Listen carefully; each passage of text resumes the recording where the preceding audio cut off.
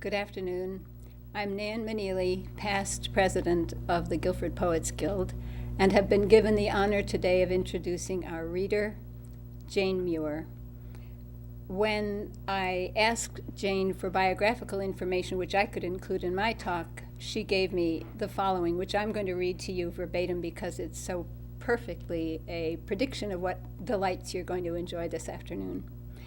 She says, in the Reflected Glory Department, my sister is the Maryland Senior Olympics swimming champion in the 500-meter freestyle 80 and over category. I am often asked if I'm related to John Muir. Yes, John Muir was my grandfather, but alas, not the John Muir of Redwood Forest fame. I was born in Greenwich, Connecticut, less than a month before the Great Depression of 1929. I spent most of my childhood on a large estate with a swimming pool, tennis court, polo field, and hundreds of acres of woods and miles of riding trails. If only my bio could end here, but no. We were the downstairs residents and lived in one of the cottages. There were no upstairs people.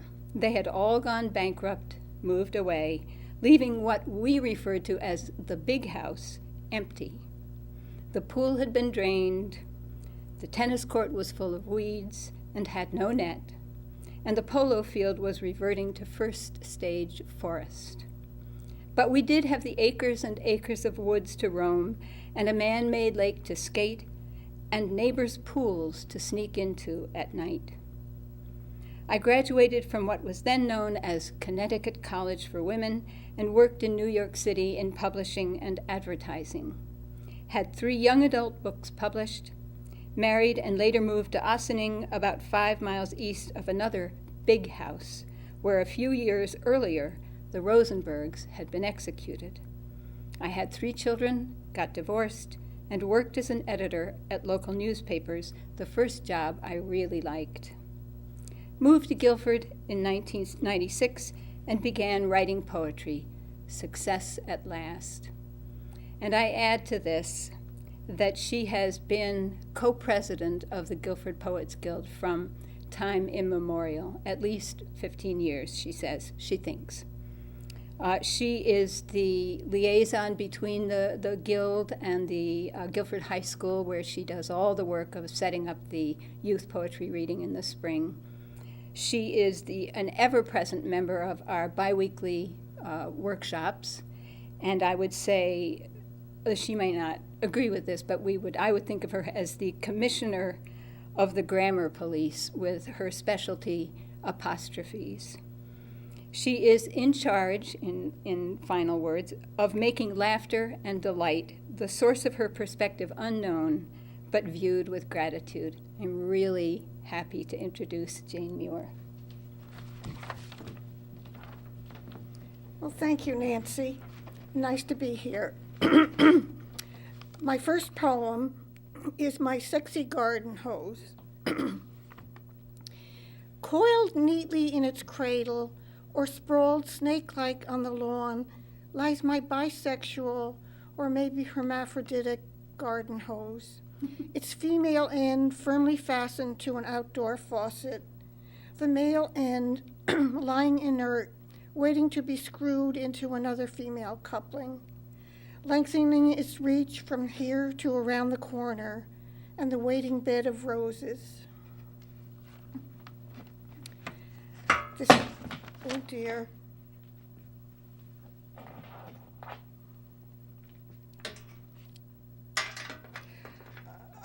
This next poem is Forget About the Apple, Think Birds.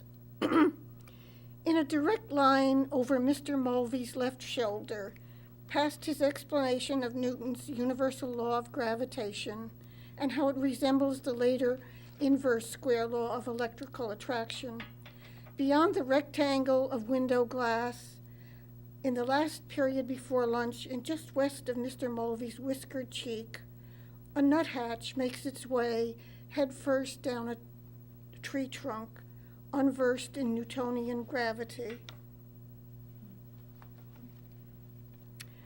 This is called the Clothesline News Report. Most clotheslines have gone the way of the icebox, replaced by the rumble and tumble of dryers, flinging towels to fluffiness, slinging single socks to lost sock limbo. Yet in some backyards, clotheslines still exist. They broadcast the news. No rain today, only sunshine and a slight breeze. A line of onesies and diapers means this family has a new baby. So many sheets and pajamas, someone must be sick. The clothesline speaks of wash day industry and advertises that the people here are the new modern, old-fashioned. And this is called Growing Old Ungracefully. Being an old fogey comes on slowly, yet you try to keep abreast of where the rest of the world is going. You upgrade from dial-up to DSL, only to find that Gen Xers don't use email anymore. They're all thumbs now with texting, and you're in the dark about all this twittering and tweeting. Always behind the fashion curve, you play catch-up with style trenders like Land's End and LL Bean, only to hear, that's so last year, a new way to say out of date. A milestone on the way to fogyism is not getting the New Yorker cartoons, but when they're explained, all you can think is, that's funny? When you ask if Lady Gaga is colored, like Duke Ellington and Queen Latifah, they laugh and say, that's so last century. Nobody says colored anymore. Fogyism comes on slowly, like gray hair. At the beginning, you can pull them out one by one, but eventually, if you don't want to go bald, you just have to admit, tempus fugit, to hell with it. And this poem is inspired by my sister came, with her husband, came to visit me last August. And in the middle of the night, my sister came barging into my bedroom and said, Jane, what's the address here? Warren's having a heart attack. I have to call 911. So 911 came, and the next morning my sister went off to visit her husband in the hospital and for the next several days. And this poem is written about her reports back. 2 or 3 days max. The doctor has ordered the tests. We'll know soon. Yes, they've been done. The test results are not available yet. Later, when the results have been read, minimum 4 days. Yes, we know. The doctor wants to speak with you. No, yes. They know he's been moved. It's in the computer, the cardiology floor. Soon. It will be delivered there. The food is cold. They send it to the ER. Yes, the doctor's still here. He wants to speak with you. No, the kitchen is closed. No, tomorrow. The computer is down. The test results have been sent. We have his meds. Yes, we know. It's in the computer. The doctor has gone home. He wants to speak with you tomorrow. And this next one is a Villanelle. I have 2 Villanelles here, which is a kind of poem where the lines kind of tumble down and repeat. And you probably know the most famous Villanelle by Dylan Thomas, Do Not Go Gentle into That Good Night. But this is called From Sticks and Stones to Drones Unmanned. We never ever thought of war, but plans were made, the roots were laid. All this has happened many times before. If we could have a little more of what they have for sale or trade, we'd never ever thought of war. But everybody knows the score. The loot is there, the finest grade, in places we had never known before. It could be ours. Bust in the door. Take it now, don't be afraid. We stand for peace. They call it war. We're the good guys, they the whore. They're the ones we must invade. All this has happened many times before.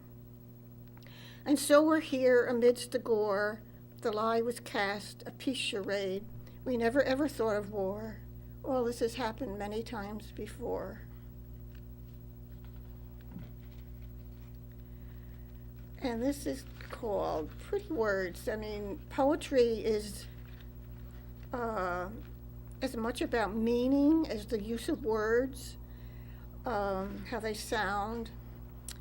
And it is said, or perhaps I've read, that the most beautiful words in the English language are cellar door. Cellar door, it's euphony, 2 steps from Stella Dora. Henry James thought summer afternoon were the 2 most beautiful words. Its euphony equals cellar door, but its imagery wins in a walk. Sitting in the shade, sipping pink lemonade on a summer afternoon. What could be more Jamesian? I have my own choices. Treblinka is a beautiful word, tinkling and sparkling, an amusement park or Christmas decoration. Treblinka, so unlike its companion, Auschwitz, surely the ugliest word in any language. I also like melanoma, the melodious combination of consonants and vowels, a chocolate candy melting in the mouth, melanoma, death masquerading as a dark-haired beauty.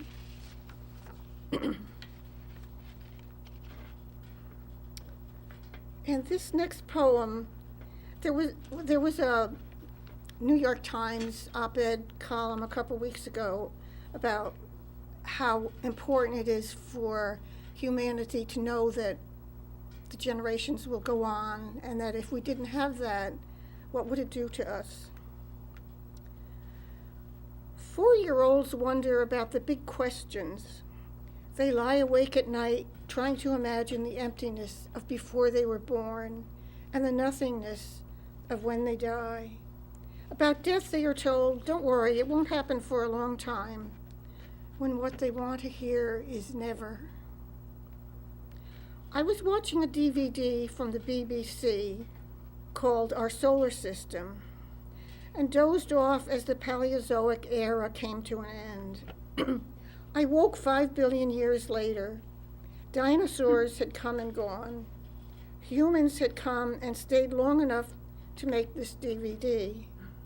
The sun was dying. In its throes, it had expanded to absorb Mercury and was closing in on Venus. Next in its path were Earth and Mars. So in 5,000 million years, that's what 5 billion years is, try to imagine. When the credits rolled, I pressed eject and loaded Curb Your Enthusiasm, the complete 4th season. And now, this next poem, it was one of the first poems I wrote, and I used to read it a lot to audiences, and I haven't read it in a long time, so it's called Easter Day for Aunt Christine.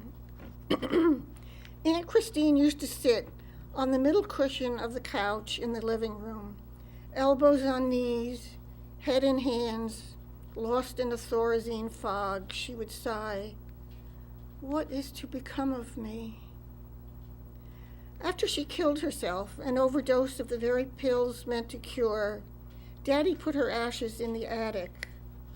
Later we moved out, leaving them behind.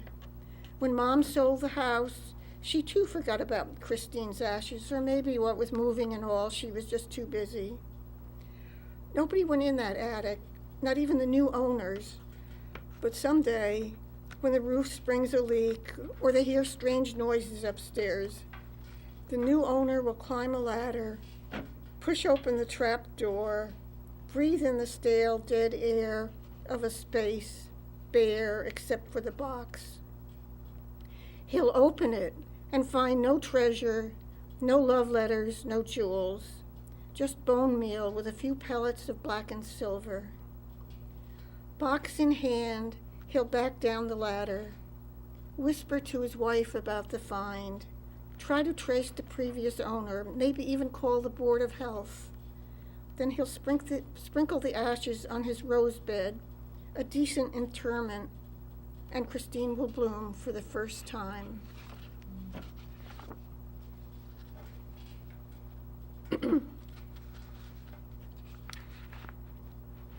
And this next one is called Bulletin from Suburbia. I go to fetch the daily paper at the end of the long driveway, cross the lawn, silver with dew, leaving a trail of dark footprints. In the orchard, spring blossoms wrap me in a cloud of perfume. Once I heard an oriole here and glimpsed it straight up in a cherry tree, orange and black against a bright blue sky, its tiny breast pumping like an organ, as it sang a song sweeter even than the flowers. Along the path, a shortcut through the field, the heat of early summer lifts the scent of wild strawberries on a layer of air, an invitation to dawdle and feast. Instead, I pick my way through puddles of last night's rain to the end of the driveway, where the paper, wrapped in bright blue plastic, waits to be taken home and read as I drink my morning tea, devouring the news of the really important events of the day.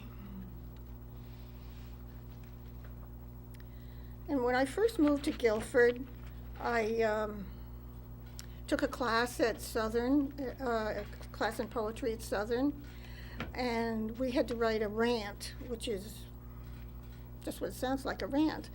And so this one is the gender political divide over dirty socks, or a husband's rant. It's not my rant, it's a husband's rant. A college graduate, and she can't even wash socks properly. They're covered with lint. Nobody will notice, she said. Well, I noticed. You have to wash them separately. My dark socks piled up in the bottom of the hamper. I'm waiting for a full load, she explained. Well, I'm a patient person, but when I got down to my last pair, I washed the socks myself. And then, not that I minded, mind you, it became my job to wash my own socks.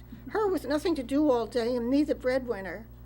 Okay, let's be fair. Sure, she was working on a book, but we'd already spent the advance, and you can't compare lying around writing whenever you feel like it with holding down a 9-to-5.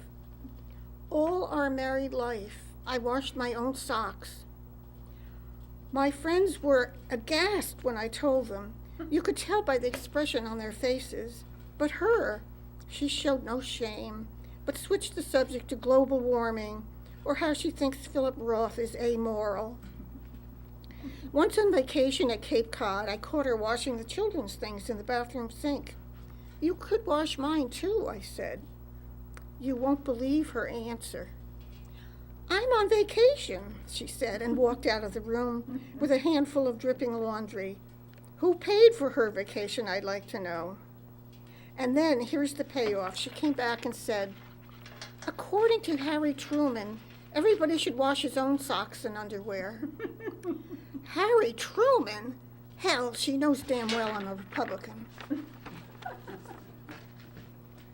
So, this next is called, I have several poems. The next 1, 2, 3, 4 poems were written after the death of my son. The first one is called The Lightness. We stayed at the Old Town Inn that year. Eleanor cried at breakfast while the teenage waitress dutifully, obliviously, set a pot of tea on the white cloth stiff with starch. A July brightness filled the room and drained the color from faces, dishes, flowers, drained them white. In some countries, white, not black, is the color for mourning. Eleanor wore a white dress to the funeral. I went with her to pick it out, something to do when nothing could be done. And now, at this out-of-joint time, on this island in a sparkling sea, we're here waiting for night, waiting to scatter ashes over the black water.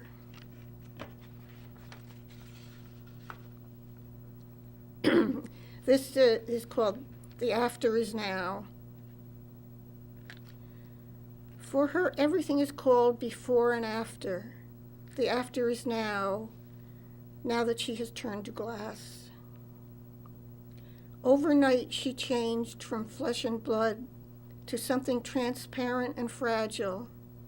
You can see into her fractured heart, crazed with fault lines, and see what no one wants to see. One misstep, and she might shatter. Her reservoir of tears is empty. When she cries, no tears come. The sound of her crying is silence. The before is when she was still a solid woman who could laugh and cry real tears. Now she has turned to glass. You can see her splintered heart, though they say this too will pass.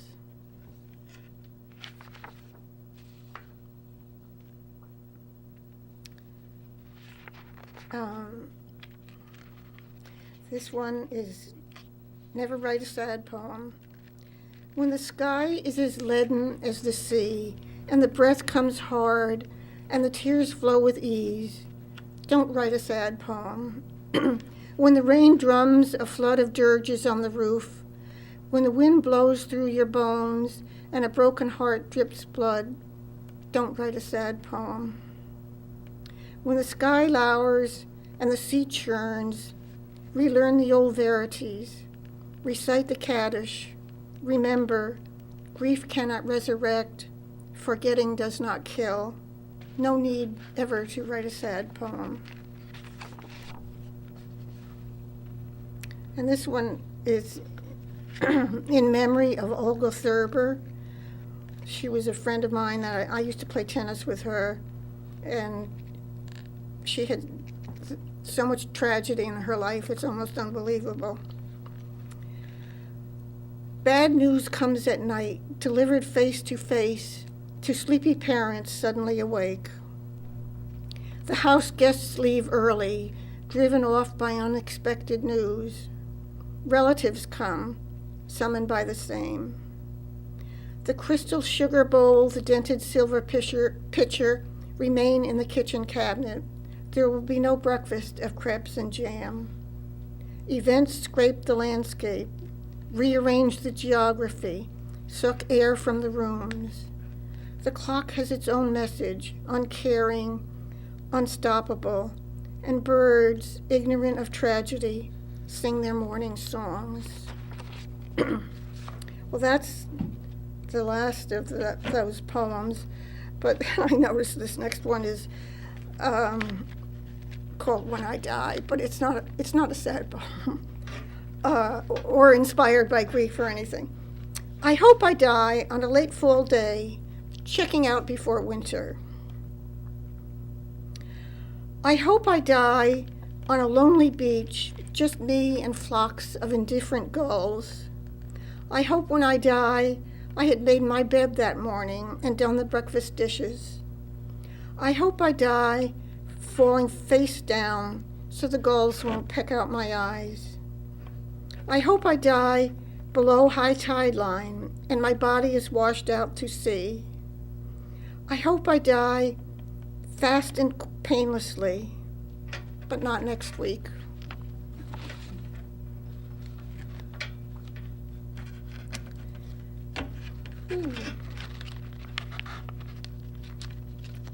This next one, I think I have a lot of time. I can read this very slowly. It's called Bliss. And it's inspired by when I was like 7 and 8. I was always sick, it seemed, and stayed home from school. Bliss. Oh, the bliss of a light fever. Too sick for school, but just right to nestle beneath a feather quilt on the couch in the living room. Too sick for school, but just right to listen to the radio, to sink into the heartbreak of Stella Dallas and Mary Noble, backstage wife, to listen to the radio while tears spill down my cheeks for poor Stella, forsaken even by her daughter, Lolly Baby. While tears spill down my cheeks, I hear my mother in the kitchen. She brings me hot chicken broth in a Chinese bowl. I shake my head. Orange juice, I whisper. I hear my mother in the kitchen. I hear the sounds of concern. The knife slicing oranges. I hear her squeezing with a green glass reamer. I hear the sounds of concern. She lays her cold hand on my forehead and stands waiting as I take 2 sips of juice. No more, I say. What seemed like a treat now sickens. She lays her cold hand on my forehead. I am sicker now. It never occurs to me that she is troubled. Try to sleep, she says, and goes back to the kitchen. I doze in my pillow cocoon, my dreams filled with green glass artifacts. Time creeps so slowly that I think it is tomorrow when it is still today. I doze in my pillowed cocoon, moored to the household sounds of running water, the unfolding ironing board, drawers opening and shutting. Moored to the household sounds, I hear the clank of the iron as it is docked on its hot plate. I hear the faint hiss as the iron plows through seas of damp, wrinkled shirts and skirts. I hear the clink of the iron as it is docked on its hot place. I nestle beneath a feathered quilt and am transported on a cloud of sound.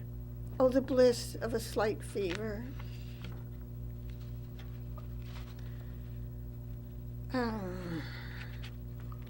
This next one, now I read this one to my sister. It's another Villanelle. And she said, "You're going to read that in public?" And I said, "Well, yes." She said, "Well, you know, it makes you sound like," and she used a few phrases that you can't print in the Times. So I changed the title to My Sister's Lament. A long love story, but I'll make it brief.